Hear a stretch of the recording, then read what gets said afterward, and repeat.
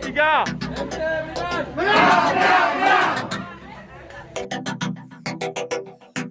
Penyampaian dari Pak Deddy Putra, alhamdulillah bertambah lagi semangat kita. Semangat, Bu. Saya tanya apa di sini, Bu? Ibu, semangat, Bu. 9 Desember nomor 9 Desember nomor. Ini bapak bawa lagi nih. Bapak-bapak, teman-teman masih semangat. 9 Desember nomor. Nomor. Alhamdulillah rabbil alamin. Saya dipatuhi. Amin. Jadi kita masuk ke rangkaian acara berikutnya. Mungkin sudah tidak sabar mendengar dan juga langsung berdiri di hadapan kita semua. Yang terhormat Pak Mahmuzin Tahir, calon bupati kita ke depan untuk penyampaian visi dan misi. Kepadanya disilakan. Assalamualaikum warahmatullahi wabarakatuh. Alhamdulillah. Salamnya mau 6 kali atau 3 kali, Bu? 3 aja. Alhamdulillah, alhamdulillahirabbil alamin, wassalatu wassalamu ala asyrofil anbiya'i wal mursalin wa ala alihi wa sahbihi ajmain. Amma ba'du. Yang saya hormati, yang hadir pada siang hari ini bersama-sama dengan kita, penasihat kita, mungkin bapak kita, Pak Haji Yakub selaku tuan rumah yang telah memberikan fasilitas tumpangan dan jemputan, termasuk jemputan makan siang yang luar biasa hari ini. Saya doakan dan sama-sama kita doakan agar beliau selalu dimurahkan rezekinya dan semoga apa yang dilakukan menjadi catatan amal ibadah di yaumil mizan. Amin ya rabbal alamin. Yang saya hormati senior saya juga ini, senior politik, guru politik saya. Di sini ada 2 putra Meranti, yang putra terbaik Meranti, Bapak Dr. Haji Taufikur Rahman, ya beliau juga selaku ketua koalisi kemenangan kami, dan juga Pak Deddy Putra juga salah satu putra terbaik Meranti, beliau ketua DPD P3 selaku partai pengusung kami. Yang saya hormati bapak-bapak, ibu-ibu, tokoh masyarakat, dan ibu-ibu MT. Ibu-ibu MT ini ibu-ibu majelis taklim. Jadi namanya kita singkat ibu-ibu MT. Pas pula namanya, Bu, ya. Dan yang saya hormati Ustadz, Ustazah, Imam Masjid, Imam Musola yang hadir juga pada sore hari ini, pada siang hari ini.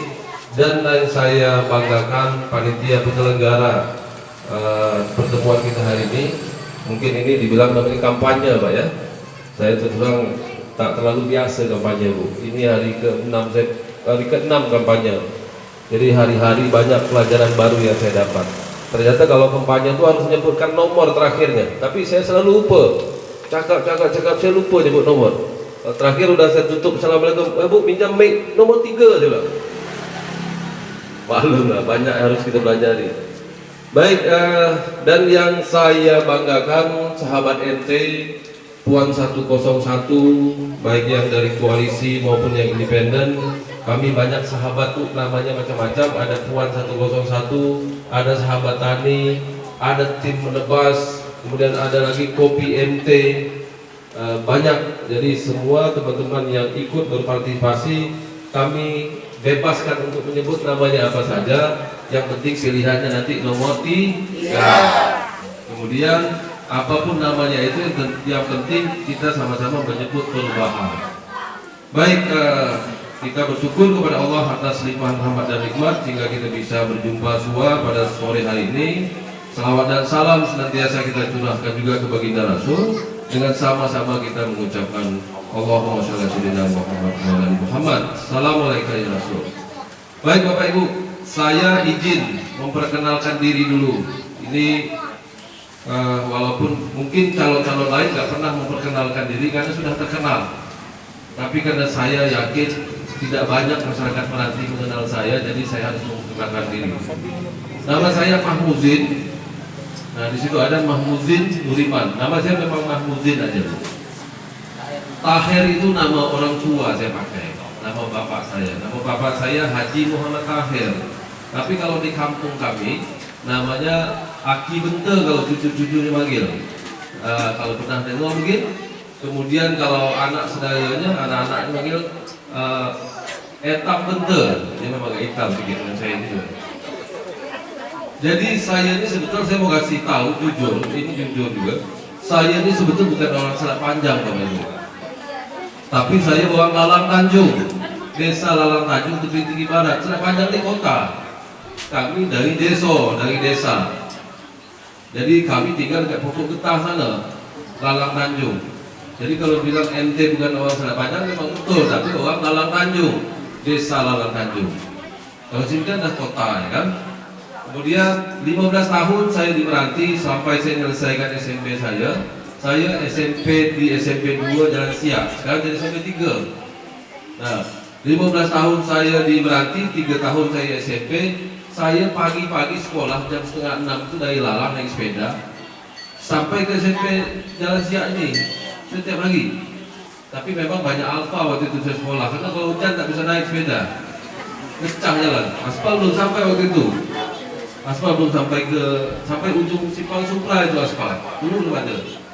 Nah, aspal ini kan baru masuk tahun 95 kan? Aspal yang sampai ke Lalang itu. Jadi 3 tahun saya di SMP 2, kemudian saya lanjut ke STM Negeri Pekanbaru tahun 92. Kemudian saya melanjutkan lagi kuliah. Saya tak tahu waktu itu dapat rezeki lah, tapi pikir-pikir saya bisa kuliah. Jangankan nak kuliah, dapat sekolah STM Negeri Pekanbaru aja waktu itu, ya Allah, syukur betul. Habis itu selesai, dapatlah rezeki kuliah di Jogja. Saya kuliah di Jogja, selesai dari STM tahun 95, saya masuk Jogja. Kemudian 4 tahun lebih saya di Jogja. Setelah selesai tahun 99, saya hijrah ke Kalimantan Timur. Saya tidak pernah tahu Kalimantan Timur waktu itu, tidak ada saudara. Dan tidak ada kawan juga waktu itu, Bu. Belum dapat kawan. Jadi saya tak macam mana, tiba-tiba kaki saya tuh, saya mau pergi Kalimantan. Waktu itu saya tertarik dengan Kalimantan banyak batu bara. Ya. Tiba-tiba ada keberanian, saya merantau lah dari Jogja selesai kuliah itu. Saya ingat betul, hari ini wisuda, besok malam itu tak bisa tidur. Kenapa tak bisa tidur? Saya pikir besok ada lagi duit lagi, mau makan apa itu. Ternyata kalau kuliah saya dapat ada duit kan. Selesai kuliah dia cakap pokoknya besok selesai kuliah kami tak ada duit lagi. Stres awak kan. Selesai kuliah hanya begini. Jadi hari kedua selesai wisuda itu saya langsung berangkat naik kapal Pelni. Naik kapal Pelni saya pergi ke Surabaya. Saya cari kapal Pelni, saya pergi ke Kalimantan. Turun saya dari situ, kemudian saya mencari kerja. Alhamdulillah tak sampai seminggu saya dapat kerja di sana. Rezeki betul. Nah, alhamdulillah mulai saat itu hampir 12 tahun saya di Kalimantan. Tahun 2005 kemudian saya menikah dengan salah satu gadis tercantik lah waktu itu saya pikir di Kalimantan itu kan. Jadi bini saya mau Kalimantan. Tapi datang-datang Kalimantan itu dapat juga suku Jawa. Suku Jawa, bapaknya Jawa Kediri, kemudian ibunya orang Banjar. Kalau sini orang Banjo itu lah kan. Nah, jadi saya ini hari ini kalau kampanye saya orang Melayu, bini saya orang Jawa, campur Banjar, 3 dapat. Banyak ini. Jadi alhamdulillah setelah 2005 saya menikah, kemudian 2011 setelah 12 tahun saya pindah ke Jakarta. Nah, setelah pindah ke Jakarta saya mulai berani membangun usaha saya sendiri di Jakarta. Saya tahu Jakarta itu kejam. Kata orang Jakarta itu kejam, lebih kejam ibu diri kan. Nah, contohnya kalau memang tidak ada jurus ke Jakarta itu memang terasa macam ibu diri. Tapi kalau kita punya taktik, kita tahu celahnya, sedap ke Jakarta itu Pak. Duit semuanya di sana Pak. Jadi duit kita di sini semua berkumpul di Jakarta itu. Jadi bank-bank besar itu makanya ada di Jakarta semua. Jadi memang kalau kita nak usaha, kita harus berani bertanding di Jakarta itu. Itulah puncanya. Duit semua ada di sana. Nah kemudian 2011 saya pindah. Alhamdulillah saya punya 3 putra, anak saya laki-laki semua. Nomor yang paling pertama 12 tahun, kelas 2 SMP anak saya, mau masuk 13. Kemudian yang kelas 3, nomor 2 itu nomor 2 itu kelas 4, sekarang sekolah SD di Jogja, dan nomor 3 pun saya sekolahkan di Jogja. Karena saya pikir waktu itu saya masuk Jogja agak terlambat. Nah sekarang supaya anak saya lebih baik dari saya, mulai SD saya masuk ke Jogja. Mudah-mudahan nanti anak saya lebih bagus dari saya, gitu kan? Itu harapan saya. Nah kemudian setelah saya di Jakarta selama sekitar 2011 sampai hari ini, sekitar 10 tahun lebih kurang, saya mulai banyak bolak-balik ke Meranti. Setiap tahun adalah minimal 3 kali, karena orang tua saya masih ada di Lalau, Tanjung. Jadi ibu saya sudah almarhum, orang tua masih ada. Walaupun umurnya 94 tahun, tapi alhamdulillah beliau masih sehat, masih bisa juga kadang-kadang kalau saya salah dia malah juga, jadi masih kuat ya. Jadi itu membuat saya sering bolak-balik. Saya 7 bersaudara, saya anak ke-6. Nah kemudian setelah saya bolak-balik Meranti, saya mulai melirik dan melihat, termasuk mendengar curhat-curhat kawan-kawan maupun saudara-saudara kita yang ada di sini. Setiap hari, begitu juga dengan grup WA keluarga, WA kawan-kawan SMP, ya kan, kawan-kawan alumni semuanya. WA-nya setiap hari tak ada cerita lain. Ceritanya susah terus, ya kan? Tapi sebetulnya ada juga yang senang. Kalau senang dia tak cerita, ini susah aja kita. Kalau senang dia diam. Setiap hari cerita, wah susah kerja, tak ada lapangan kerja. Ada bisnis hari itu sekarang tutup, ya kan? Kemudian saya membuatlah kesimpulan, wah ini nampaknya ada perlu kita perhatikan kampung halaman kita. Jadi saya mulailah membuat konsep untuk Meranti ini. Saya buat konsep-konsep, kemudian saya ajak kawan-kawan ahli di Jakarta sana untuk melihat yang saya buat ini kira masuk akal lah, betul lah. Kondisi Meranti hari ini seperti ini. Lapangan pekerjaan tak ada, ekonomi masyarakat kita pun lemah, ya kan? Tak bisa dipungkiri kita masuk salah satu di antara 12 kabupaten kota yang memang nasibnya belum beruntung. Bukan berarti kita miskin, tidak. Saya tak mau bilang miskin. Miskin itu terlalu rendah kasta, ya kan? Mungkin belum beruntung. Tinggal menunggu waktu saja. Kemudian saya membuat konsep, saya ajaklah kawan-kawan saya termasuk orang yang mungkin ibu pernah dengar dan selalu dengar itu namanya wakil Pak Prabowo itu, Pak Sandiaga Uno. Saya ajak berdiskusi juga karena memang saya juniornya di HIPMI, Himpunan Pengusaha Muda Indonesia. Saya masuk juniornya, saya ajak berdiskusi, masuk kawan-kawan ahli di bidangnya, bidang ekonomi maupun bidang politik. Saya ajak diskusi, dibilang memang yang mau dikau buat itu kayaknya pas ya. Nah, kemudian sebelum saya turun ke Meranti, saya ajaklah, saya bawalah program saya ini. Ibu pernah dengar program saya, Bu? Belum ya? Belum pernah dengar? Program saya namanya Menebas, Bu. Wah, menebas. Jadi kalau salam-salam begini di Facebook itu salam menebas namanya. Jadi setelah gini langsung begini. Nah itu tebas namanya kan. Jadi sekarang diubah, salam menebas 3 jari. Begini salamnya, langsung begini. Nah menebas itu artinya menuju negeri bahari sejahtera. Nah menebas itu memang agak senyor ya, kata orang Melayu kita kan, tajam. Tapi bahasa aja senyor, tapi artinya bagus. Menuju negeri bahari, kemudian kita harapkan semua kita nanti sejahtera setelah itu. Nah, apa yang membuat saya terpikir kenapa kita harus menebas? Nah, saya melihat kondisi Meranti hari ini, alhamdulillah saya melihat dari ujung ke ujung. Ibarat gunung itu kita nengok dia cantik, itu tak bisa dari pangkal gunung. Kita harus nengoknya agak mundur jauh, sekitar 2 km atau 5 km, baru nampak kok. Gunung ini ternyata begini bentuknya, lekuknya begini. Tapi kalau kita ada di kaki gunung, biasanya kita tak bisa nampak bentuk gunung macam mana. Nah, alhamdulillah saya melihat bentuk gunung itu dari jauh. Saya tengok Meranti dari jauh. Di saat saya datang ke Meranti, saya nengok juga dari dekat. Nah, apa kegiatan Meranti hari ini? Saya pikir saya sudah juga pernah melakukan itu. Saya pernah doai getah, karena kampung rumah kami memang dikelilingi gunung getah. Setiap hari waktu SMP balik sekolah saya doai. Kalau nyari, alhamdulillah nebo jalan masih kembang. Kalau saya nebo bukan terjumpa dengan sungai Perumbi itu, nebo jalan itu masih kembang jalan itu. Berarti skill itu tak hilang, kan? Kalau ngurus pansal sagu, ngolik tual sagu, memang waktu itu tak ngolik, karena kita masih kecil SMP kan. Tapi saya tahu prosesnya macam mana nyusun pelepah mulia itu untuk jadi jalur molek gitu kan. Jadi saya tahu proses pangkalnya, kemudian saya menengok proses ujungnya. Nah itulah saya memberanikan diri untuk turun ke Meranti ini. Saya mencoba merapikan persoalan ini. Nah inilah yang harus saya fokuskan. Kemudian saya buatlah program menepas itu. Jadi menepas ini Bu, ada dua program inti yang mau saya sampaikan ke Ibu.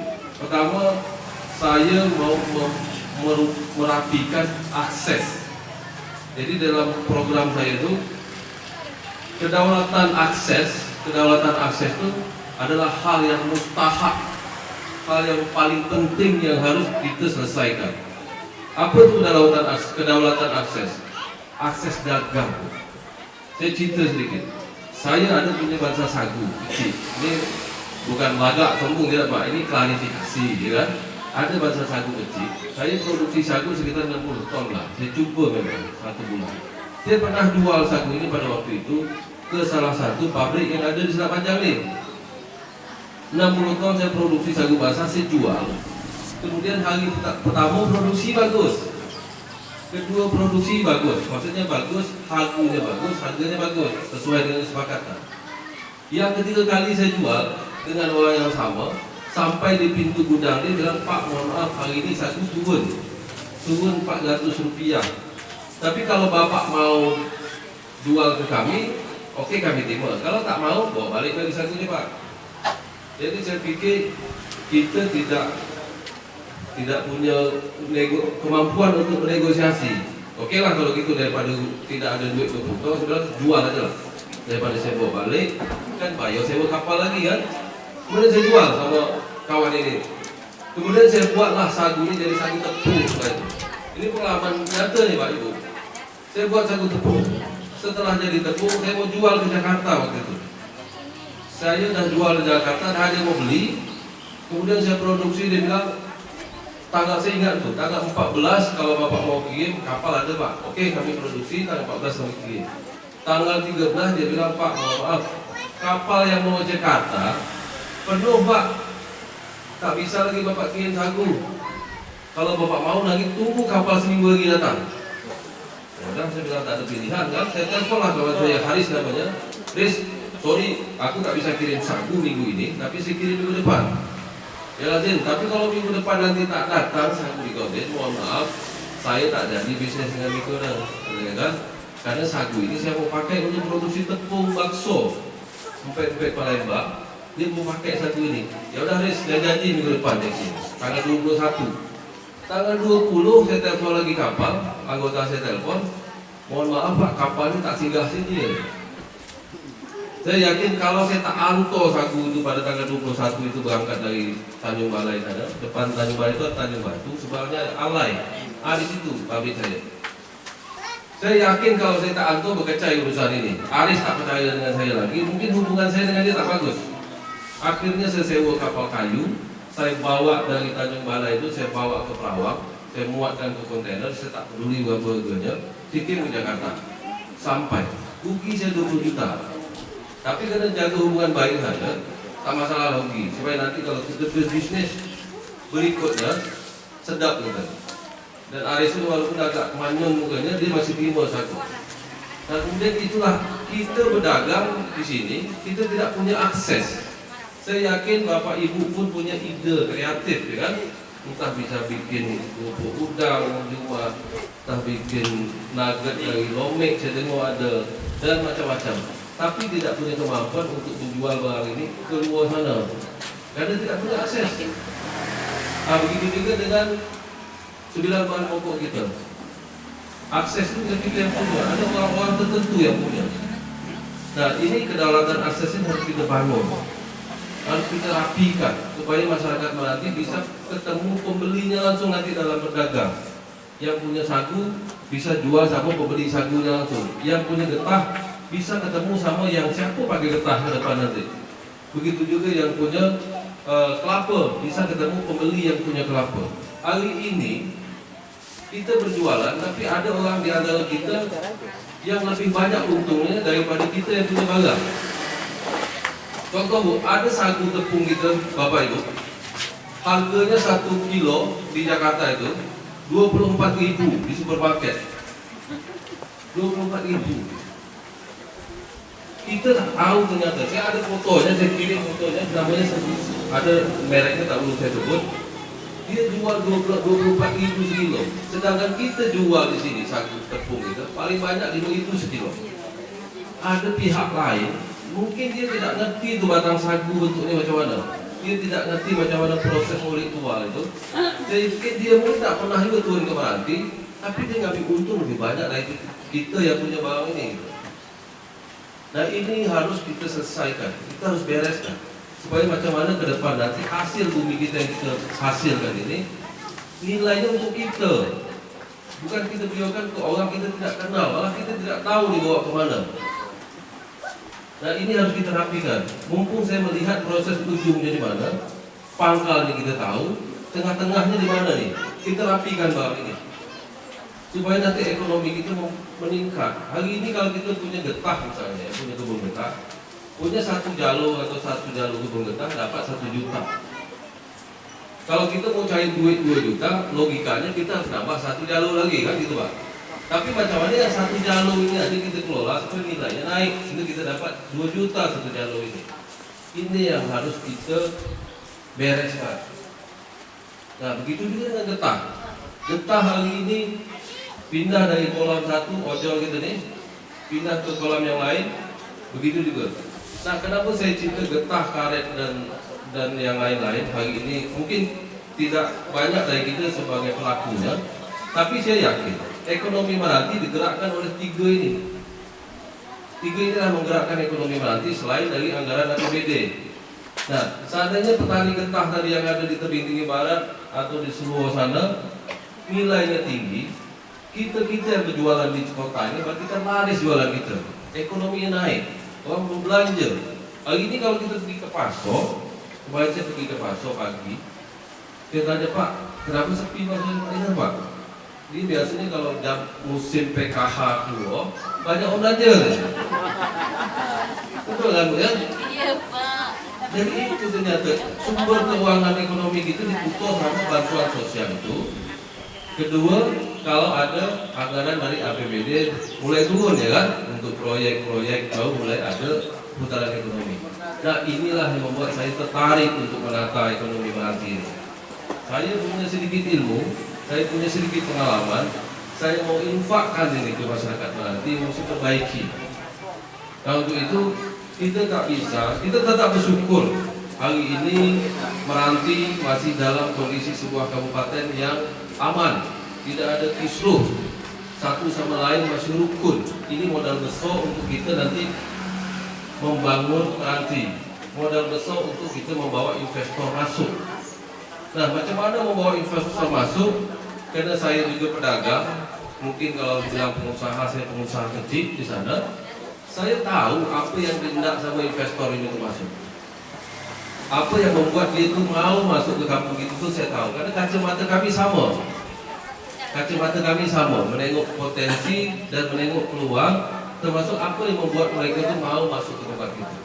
Nah, seandainya orang-orang yang kita ajak masuk, otomatis pekerjaan terbuka. Membuka lowongan pekerjaan ini tak bisa pemerintah daerah langsung membuka, kami buat lapangan kerja. Tak bisa kalau tidak ada ujung-ujungnya. Yang bisa membuka itu cuma 2. Pemerintah mungkin melalui kemampuannya menerima honorer dan PNS, itu satu. Yang kedua, pihak swasta membuat perusahaan, membangun industri, kemudian merekrut karyawan. Nah mungkin yang kedua dan ketiga tadi ini harus kita kembangkan ke depan. Nah maksud saya, itulah yang mau saya bereskan. Yang kedua, misi kita yang nomor 2 yang saya anggap memang harus saya sampaikan, itu masalah maruah kota dagang.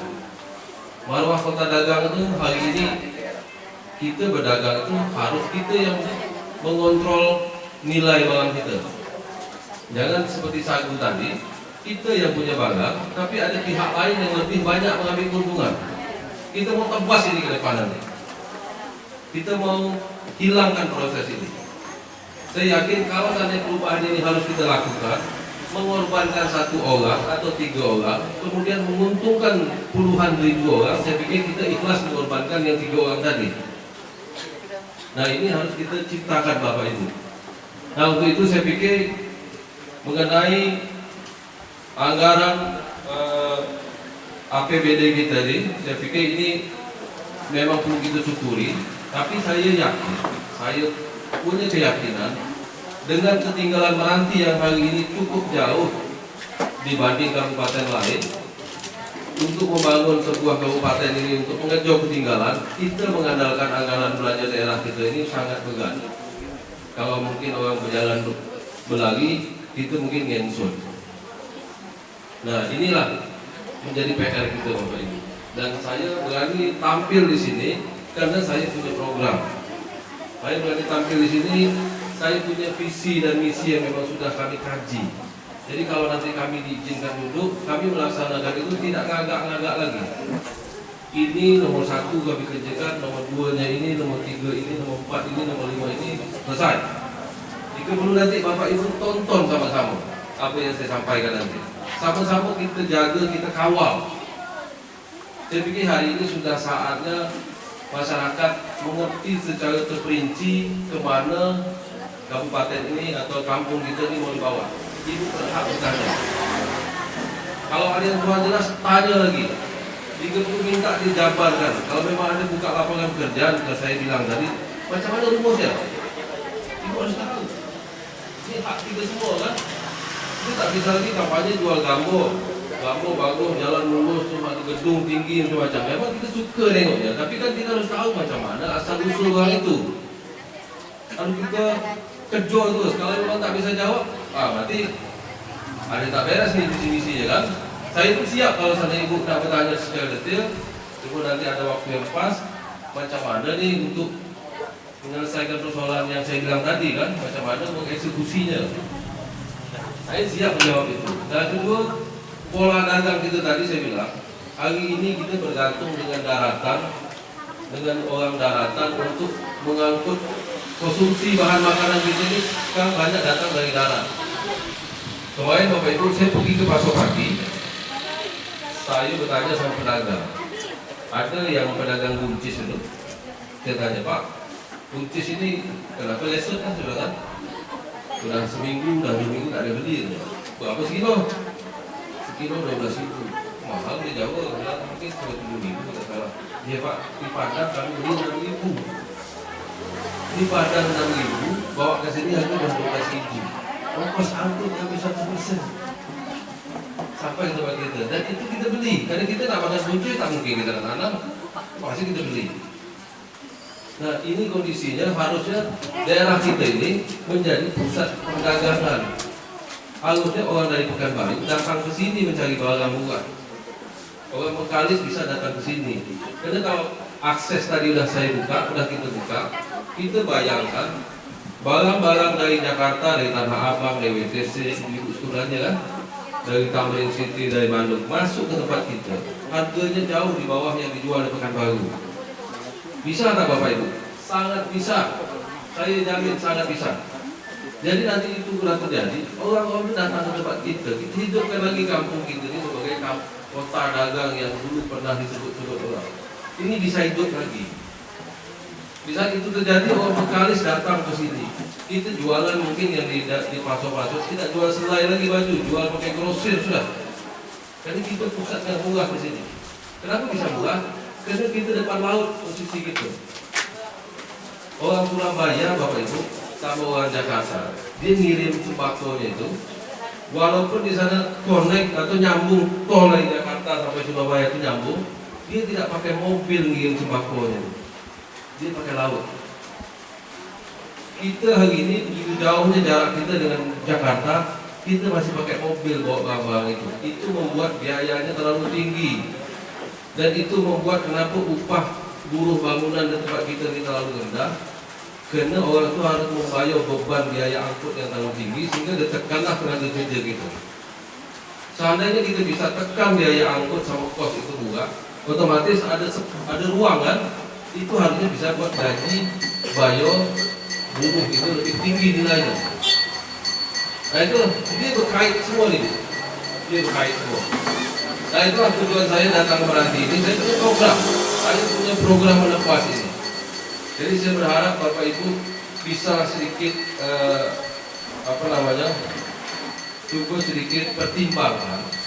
Kalaulah seandainya yang saya sampaikan tadi ini memang kita butuhkan untuk kondisi Menanti yang ini, saya pikir ini pun tidak bisa saya jemput sendiri. Saya tidak bisa, walaupun program saya sebagus apapun, saya tidak bisa menjemput perubahan ini sendiri kalau tidak dibantu sama ibu bapak semua yang ada di sini, termasuk nanti warga Menanti yang lain yang ingin perubahan. Ini harus kita jemput.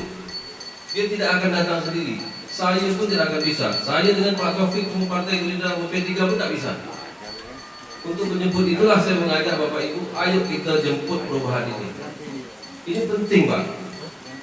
Saya terus terang, saya ikhlas menginfakkan waktu saya.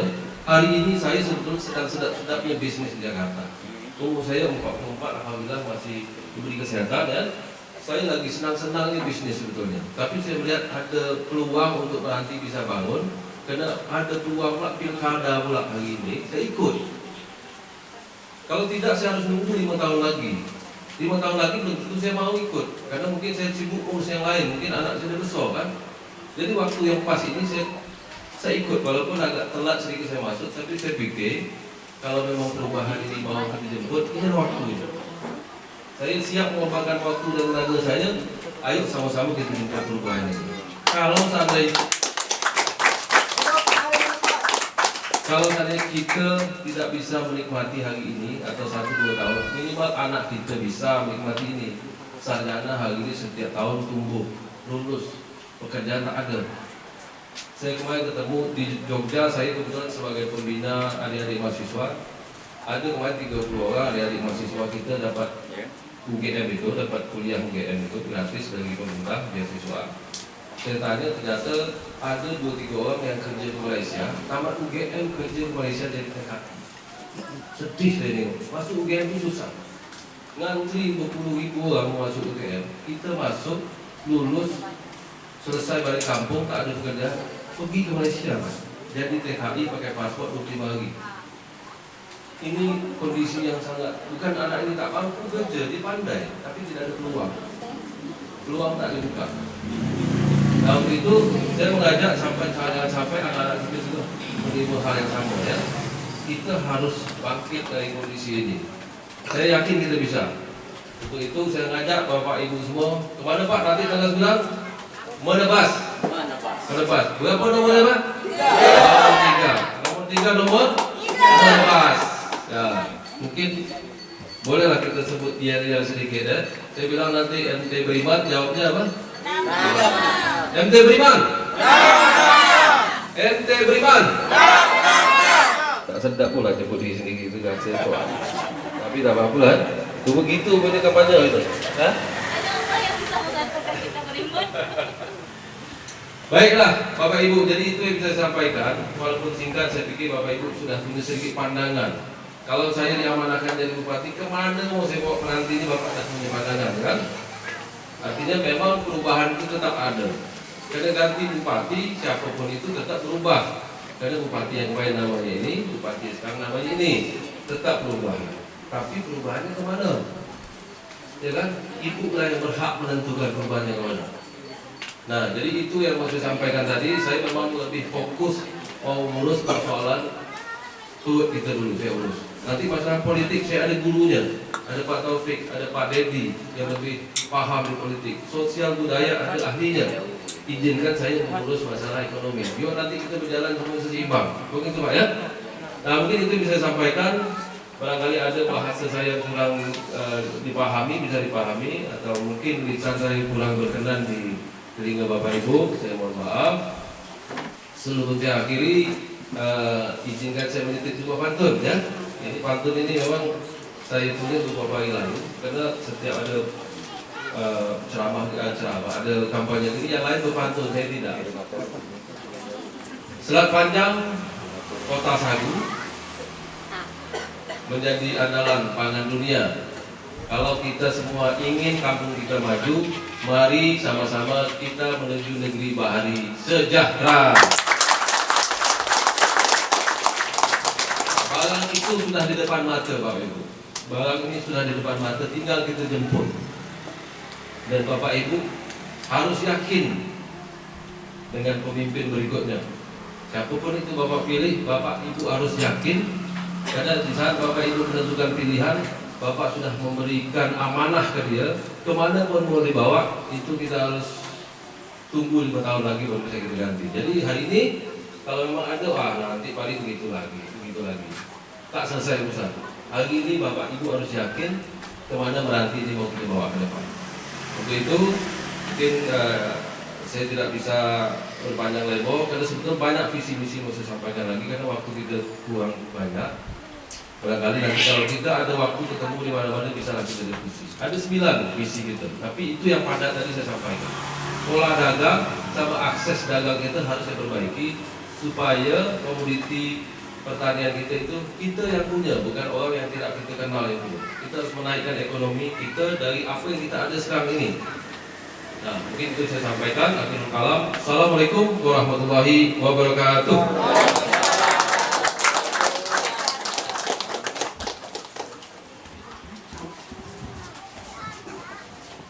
Wabarakatuh. Nama saya Lili Muryani. Tempat tinggal saya ini dekat sebelahnya, Pak. Tadi Bapak kan menyebut tentang akses tadi, Pak, ya. Jadi di sini saya nak tanya gini. Kami ini bukan tak ada soal akses, Pak, bukan tak suka betul. Tapi selain akses, kami juga sebagai ibu rumah tangga tak ada modal. Selain akses, kami pun tak ada modal. Akses bagus, tapi kalau kami modal tak ada kan sama dengan tidak. Jadi saya sudah malu nak cakap, Pak, nanti kan ujung-ujungnya kata orang, ujung-ujungnya duit kita minta, kami malu. Saya nak tanya di sini, macam mana solusi Bapak terhadap ibu-ibu rumah tangga yang berkeinginan kuat, ingin maju untuk menambah income keluarga, tapi tak ada modal, ataupun tak ada duit. Itu yang nak saya tanyakan. Bukan tak bersyukur, Pak, bersyukur. Tapi kami ini selaku namanya di kota tinggalnya, tapi kami tak ada karet di sini nak ditolong, tak ada kebun sagu yang nak diambil untuk jelas kami di kota ini, saya pribadi lah, cuma mengharap laki, tak ada bantuan-bantuan lain dari mana-mana, cuma mengharap laki kerja. Sementara kita tahu selama COVID ini laki pun tak bekerja. Saya minta maaf, Pak, saya salah cakap. Saya pun malu sebetulnya nak bercakapnya, nanti takutnya kata orang minta. Sebetulnya saya cuma minta solusi. Macam mana pandangan Bapak atau solusi Bapak tadi, seandainya ada ibu-ibu rumah tangga atau IRT yang mau membantu income untuk keluarga tapi tak ada modal. Gitu aja, Pak, ya. Terima kasih. Assalamualaikum warahmatullahi wabarakatuh. Kalau cakap Ibu Lili tadi malu nak bertanya, sekali bertanya susah jawab. Jadi Ibu Lili ini apa namanya low profile ya, beda hati dia, tapi dia banyak ilmunya. Baik Bu Lili, jadi saya jawablah sedikit ya. Jadi sengaja tadi saya ceritakan sagu, getah dan karet itu, karena inilah penggerak ekonomi Meranti hari ini.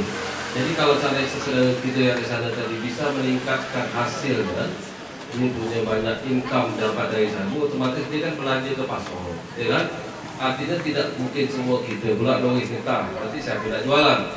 Nah tentu nanti itu bagian yang kita meningkatkan ekonominya, kemudian dia belanja dapat kita di sini. Ibu-ibu bisa buka kedai, buka toko baju, macam-macam lah ya.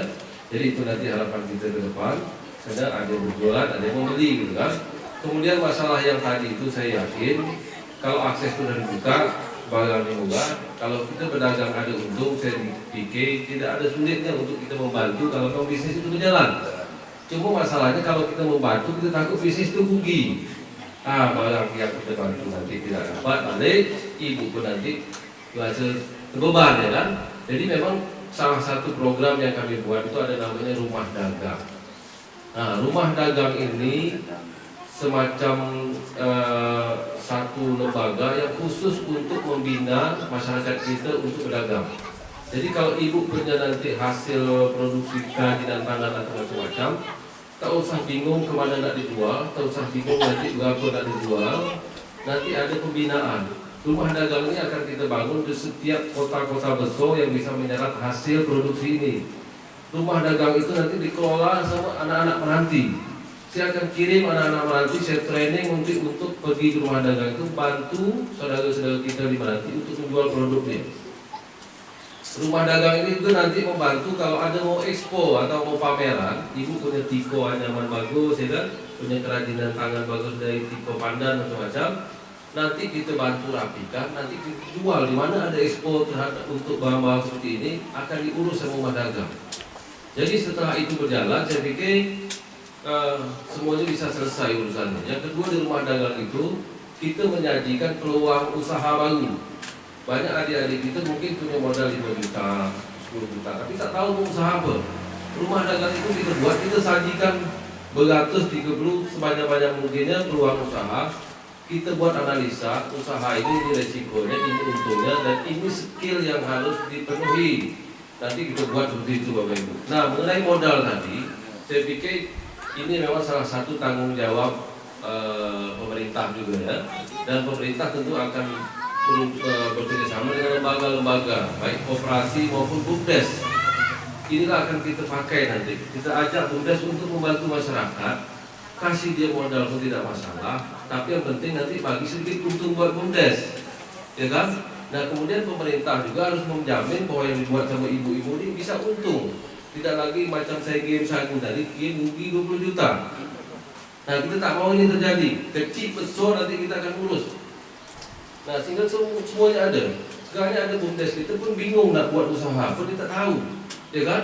Akhirnya buat turnamen poli, buat turnamen ini, duit habis tak masuk duit itu, duit keluar semua. Ini harus kita bina.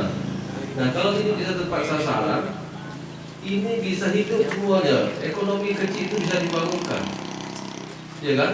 Nah ini salah satu peluang ke depan. Rumah dagang, BUMDes, BUMD, koperasi harus kita hidupkan semuanya. Nah saya pikir solusinya bisa dapat dari situ.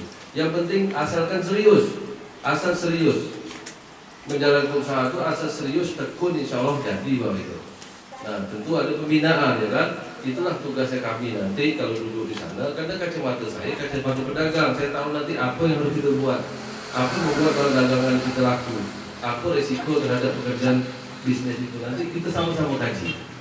Nah, saya pikir mungkin solusi dapat tuh ya. Asalkan ada instruksi waktu luar nanti itu.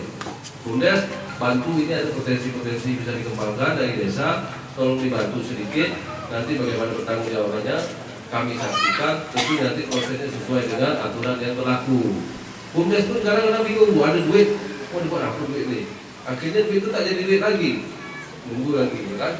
Nah ini harus kita kerjasama ke depan. Akan kita review nanti, akan kita pelajari satu persatu. Karena ekonomi kerakyatan ini memang harus bangkit.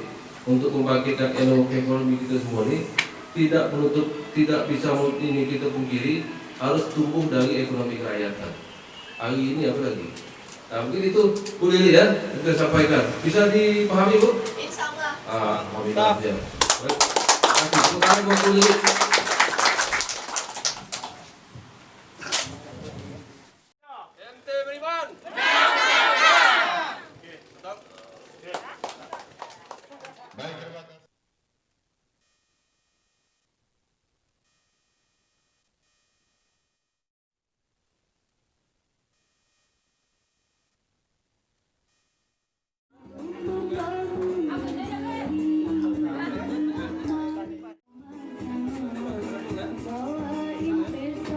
Satu, dua, tiga. Dua, tiga.